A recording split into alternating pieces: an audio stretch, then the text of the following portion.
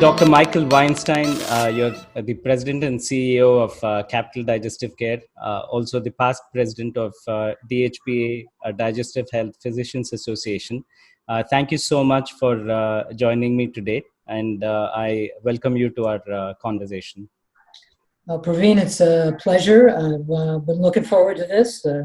As we get a little older, it's always nice to be able to impart a little wisdom. So I want to first start by asking you, how are things going, with you and your practice in Maryland and DC? You're in the thick of things. So I'm wondering, how are things? Yeah, well, it's, we say it's been a very long year, a very unusual year. February had 29 days, and then March had 300. It certainly felt like that. It's hard to believe that just a little bit more than 4 months ago, we were in a totally different world. So Maryland was a little bit started to peak with COVID several weeks after New York. And then we got very active when we were in the same boat as most other practices around the country, closing down our endoscopy centers other than emergency procedures, closing down our offices. I think our main goal in the first few weeks was two main goals. One was, how fast can we ramp up telehealth, which I think everybody did, and everybody did with variable success. And the other was, how do we keep our inflammatory bowel disease patients treated? How do we keep our infusion centers open? Because those patients are so desperately in need of regular infusions. Those were probably the two priorities. And then the third priority was, how can we partake of the federal support dollars that were available? So applying for SBA, PPP money, making sure we got our HHS money, the first tranche, the second tranche, making sure we had legal counsel to advise us as to what we could qualify for. We were a big group, so we were having board meetings 3 times a week to review everything that was going on. Normally, our practice was to do a board meeting once a month. We furloughed 70, 80 employees. Our endoscopy centers furloughed employees. It was scary. Now we're in phase 3. We've opened up our surgery centers a few weeks ago. We were able to do that while we're doing COVID testing for everybody. COVID testing for patients, for staff, doctors, everybody, all the staff and doctors get tested regularly. All the patients are tested 2 to 3 days before their procedure, so that at least when everybody walks in the room, we can be very confident that everybody is negative. So far we've done over 2,000 COVID tests. We only have 1 asymptomatic patient that was positive. We have 1 staff member who turned positive. So far so good. And no, on follow-up phone calls, 7 days and 14 days after the procedure, nobody with any COVID. So okay, that's excellent. So far so good. Yeah. Is this going to be the new norm for the better part of this year and even leading up to next year? I think we're certainly going to maintain this testing, I am sure, for the next 2 or 3 months. It's interesting, when we reopened our surgery centers, again, following examples of other regions, we opened up at about 30-35% of our typical volumes. Next week we'll go to about 50% of our typical volumes. And not until we get into August will we be up at 75 or 80% of our normal volumes. So the cases are stretched out a little bit. There's more downtime. I think staff needs a little bit more time to rest between cases. They're wearing full PPE. So all those masks, all that gloving, all that doffing and donning of equipment, it's very tiring for the staff. If we don't give them enough time, I'm afraid they'll burn out. So we're going slowly. The day is about an hour and a half longer. And we're at this point obviously trying to catch up with the elective priority cases, the cases that we should have done 2 or 3 months ago, 4 months ago. still not scheduling routine cases generally. So the true routine cases are probably going to end up being delayed till September or later. Okay. Is there any hesitation on behalf of patients to come for the elective cases? Are there delays or cancellations, or have they adjusted to the new norm? I think there's one group of patients who are just terrified of catching COVID. And even though they're due for a procedure, they should have a procedure, they're hesitating at least. They're saying, well, can I wait another month? Is it okay if I wait?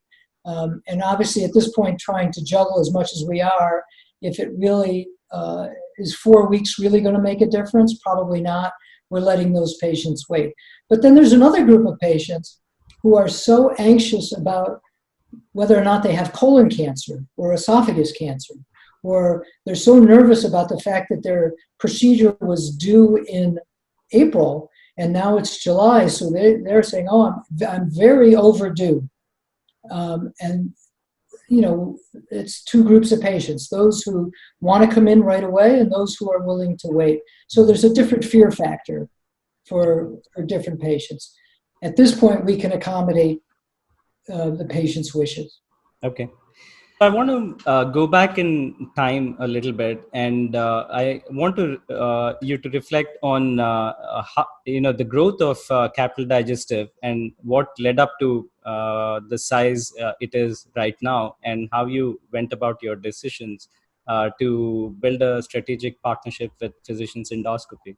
So now let me spin a story kind of thing. Capital Digestive Care is now I think 74, 75 physician group, but was not obviously always that way. We did not grow organically to that size.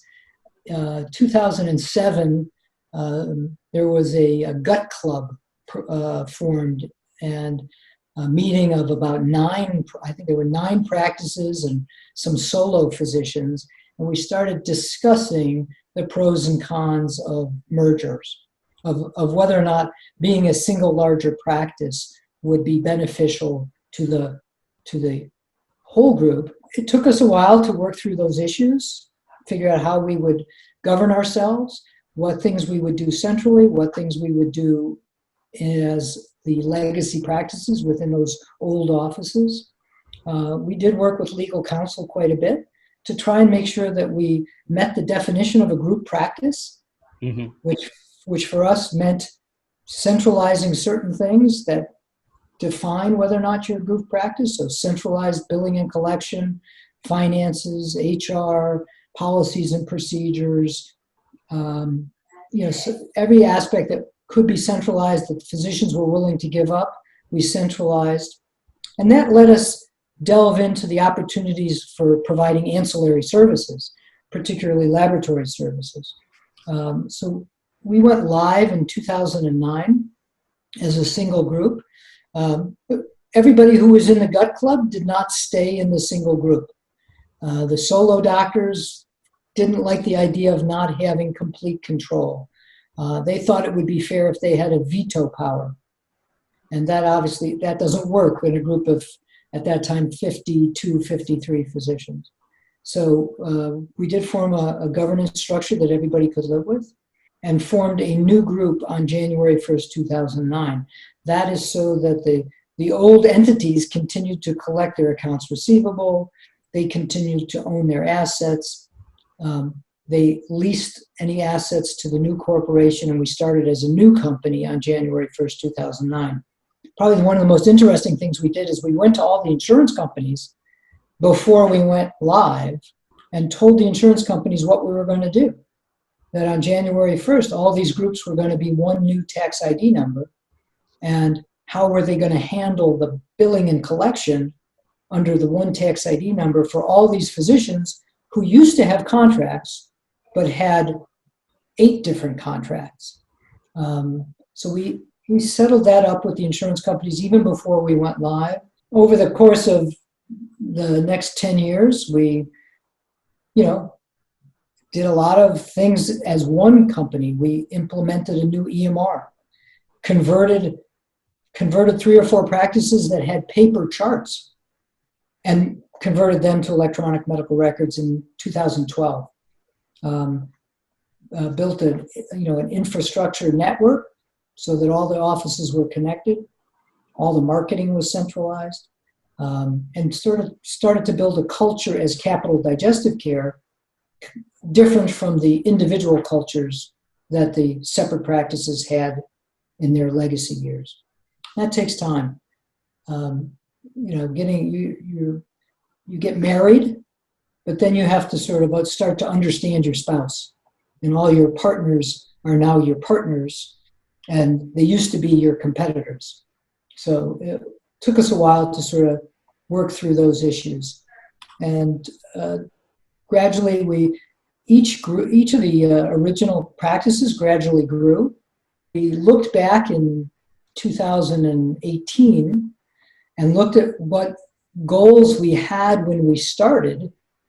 By the time we got to 2018, we realized we had pretty much achieved all of those goals, except the part about continuing to grow. And we were getting all the phone calls, all the private equity phone calls, the calls from the bankers and the brokers. I know Jim Levitt very well. I know Jim Weber very well. Could sort of see some of the other things that were happening around the country. It was time for a change. We took a weekend. We listened to economics consultants from Carnegie Mellon, and her main question to us was, at that time it was 2018, she said, well, what do you want to be in 2030? What does your practice want to look like in 2030? 10, 12 years from now. What do you want to be? And what do you have to consider as what's going to happen in healthcare economics over the next several years that you will have to deal with in order to get to 2030? So it was a good exercise. I don't know if you've ever done any strategic planning or participated in any other strategic planning like that. I have, and it is very interesting because, and a lot of times you don't want to extrapolate the present, but you want to do away with the present and then come up with, a different future. For Scope Forward, I actually tried doing that on behalf of the industry. Like, so instead of taking the past to the future, reimagine the future like you want it to be. Right. So I'm curious to know, so what was the outcome of that strategic planning exercise? Well, what did you want to be by 2030? If you ask most of the partners, they wanted to be independent and autonomous were probably the two main words that everybody used. I want to be independent. I want to be in charge of my own life. At least they want to be, when they say they're in charge of their own life, they want to be able to manage the surroundings that they see with their own two eyes. How the staff works in their offices, what kind of scheduling they want to do. I have some partners who want to see 4 patients an hour, at least 4 patients an hour, and other partners who go, no, I only want to see a patient every 30 minutes. And we want it to be flexible enough to allow each doctor to kind of choose their own career. If they want to work 4 days a week, they want to work 5 days a week, they want to take off, if they want to take off 10 or 12 weeks a year, or they want to work 48 weeks a year. We wanted to maintain that flexibility, that independence, and that autonomy at the same time of being successful. And we looked at in our region, we looked at the labor markets. What's going to happen in labor markets? How are we going to compete for employees? How are we going to compete for associates? How are we going to find the next generation of partners? We looked at technology disruption. I know you're obviously quite an expert on that. What's going to happen in technology? Artificial intelligence, maybe standard endoscopy may not exist. What could happen technologically that could change? We looked at service lines. What things are coming along that we might want to get involved with as far as clinical research or NASH or NAFL treatment, chronic disease management, imaging, other things that are coming along that we should add to our care delivery. And we decided that the one common factor amongst all of these things to be successful was we needed growth. We needed size in order to have an employee benefit plan and opportunity for employees that would be attractive. We needed size to be involved in other service lines that require much larger patient volumes to become effective, cost effective. We needed size to be able to compete against the big hospital systems and the payers, which were obviously continuing to consolidate. So if size was the common denominator, the next question she said was, now that you know what you want to be in 2030, we have to work backwards. How do we achieve that growth? What are the ways that we can grow as a practice so that we can accomplish the things that we have on our new as strategic goals? We had options. Well, we said, well, we don't need any help. We can do this by ourselves. We can just go borrow money from the bank in order to grow our infrastructure, to attract other practices. We'll just go borrow money. That was not particularly anything that most of the partners wanted to do, because as you probably know, doctors are generally a little bit risk averse, and the idea of borrowing money did not appeal to too many people. We said, well, we could sell ourselves to the hospital. That was the group of doctors who basically wanted to throw their hands up, say, I give up, let's just go to the hospital system. And if you're familiar with the Mid-Atlantic area, Hopkins is very powerful here. I think they have 7 or 8 hospitals now in the Mid-Atlantic area. MedStar is the other major hospital system in Maryland. They have 10 hospitals. And Inova Health Systems in Northern Virginia, they have 5 or 6 hospitals as well. So some people just sort of felt the hospitals were going to win the game. We should just sell ourselves to the hospital. That seemed to be a, throw in the white towel. We looked at the option of private equity and what did typical private equity look like. It looked a lot like selling yourself to the hospital. It looked a lot like taking a job, not with the hospital, but taking a job with a private equity company, where you definitely lose a lot of control and you give up a lot of your future income for a payday. It was an exit strategy. It seemed to us to be more of an exit strategy. Private equity didn't sit very well with us. There were too many negatives.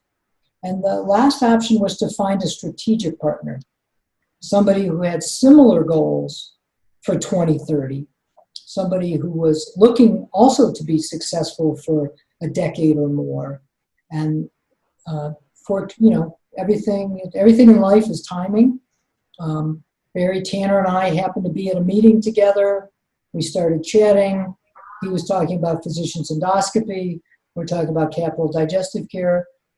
Physicians Endoscopy was trying to figure out how they could help all of their smaller practices. It's interesting. When you look at the private equity companies, they have resources, but their definition of resources is money. That's what they bring to the table. They bring money. They bring cash. They're like a bank, but it's easier to get the money from the private equity company than it is to get it from a bank. Physicians Endoscopy had money, but they're a ASC management company, so they have substantial team of personnel. They have 600 employees with expertise in all of the same areas that we had practice management expertise. So we basically merged 2 teams of people and formed a new MSO. Now we think we've had conversations with groups in the region that people are understanding of the goal, which is to take away the aggravation of the back office, run that as efficiently as possible, develop new service lines, new sources of revenue, and let the physicians do what they do best, which is take care of patients and set their own schedules and have their autonomy and their independence. So that's more or less it. It was interesting. We had, in 2018, we were doing very well. 2018, everybody was happy. Everybody was, our incomes were good. The endoscopy centers were busy. We had a very big anatomic laboratory pathology option. We had our surgery centers. We had 8 surgery centers, anesthesia ventures, which most big groups in the country all have. But the question is, what do we need? What are we going to need in 2030? Because those 4 main areas are not going to be sufficient in 2030. We need to find other avenues. From the point of view of private practice GI group, how does the model look? Like if someone wants to come on board and they want to weigh this option versus a private equity option and versus doing it on their own, what are the pros and cons that they would look at? Yeah. The main things that I heard when I talked to private equity bankers and brokers was you can get a big payday up front, a multiple of 30 or 35% of your income, which means you're going to give up 30 or 35% of your income forever, but we're going to give you a big multiple at the front. So it's basically taking most of your money off the table and agreeing to work for some number of years in exchange for a payday. And the way we're going to make things better in the future is we're going to have the second bite of the apple. There's going to be a flip. 3 years, 4 years, 5 years, we're going to get really big and we're going to flip it. And then there's going to be another big payday. Mm-hmm. There's not a lot of discussion about how you reacquire the income that you've given up. How do you repair the 30 or 35% of your income that you sold? Is there any opportunity to repair your income? I don't think I ever heard very good arguments about how a private equity company was going to do that. So with a typical private equity deal, the pro is you get a lot of money at the beginning, and there's a tax advantage because you get that money as a capital gain. If you get that money as regular income over the next several years, you're paying regular income taxes. So there's a tax arbitrage on the transaction. But it's the exit strategy for everybody who's currently there, and it basically brings all the new associates into your practice at roughly 60%, 70% of what the old partners used to earn. Now the new partners will only earn 60 or 70% of what the old partners used to make. Mm-hmm. So that's the attraction for private equity. If you're thinking you're only going to work for 5 years or 7 years, it makes perfectly good sense. Our model was different. It says there is a transaction at the front, but not giving up 30 or 35%. We've created a management fee of 15%, 1-5, a very small amount of your income, which is placed into the new MSO company to help the MSO grow. So it's an investment in a new ancillary. The new ancillary company is practice management services. You're investing in the company, you get to own part of that company, and that becomes a new ancillary source of revenue. Particularly, again, part of the alignment with Physicians Endoscopy is that there are many small practices outside the region that need practice management services that can just buy practice management services. They don't need to join the platform group. They don't need to join Capital Digestive Care. But within the region, the idea is to grow Capital Digestive Care into a much larger practice, a more relevant practice when it comes to negotiating with hospitals, with payers, with employers, with value-based purchasing, is to become a relevant player for digestive disease management. One question that I have on this is, so you said there's a small transaction in the beginning and that's 15%. Does that mean that they're getting money up front, or there's no money up front? Oh no, there's money at the beginning. You're getting, with a typical private equity deal, you're selling 30 or 35% at a multiple. The way we've modeled our MSO is you're selling 15%, but you're selling it at a similar multiple. So there is a cash and equity transaction, an asset purchase in our model as well. It leaves you with 85% or more of your typical income. So you're not taking that huge drop in annual income. There's a small drop in annual income. And there's much more likelihood that income can be repaired, that through negotiating having everybody up to the best contract, having everybody be able to participate in a very functional, profitable laboratory. It's very easy for most groups to recapture the 15% that they're getting a transaction for. It's very likely that most groups will. We've already added one group that gave up 15% of its pre-transaction income, and after the transaction, based on new contracts and pathology and other services, they're actually going to make more money than they were when they were in practice. So no decrease in income, and they got a transaction. So say there's let's take a number 100, right? Like, so the value is 100, and so they get to retain 85. Then you have the 15% left, and that part of it they get cash, and part of it converts into equity into the new MSO. Is my understanding correct? Correct. So it's up to the group. It's up to that transaction. They have an option. If they wanted to take it all as cash, depending upon the size, they could take it all as cash. Or they could roll some of the cash into equity in the MSO as an investment. There's a tax arbitrage on that as well, right? The cash part of all of these private equity transactions, the cash part is capital gains. So you're only paying, depending upon where you live, you're paying 21 to 27% federal and state capital gains, as opposed to regular income taxes, which are probably 42 to 47%, depending upon where you live. You're paying regular income taxes. If you roll some of the transaction proceeds into equity, you further delay the tax. So it almost becomes like another pension plan.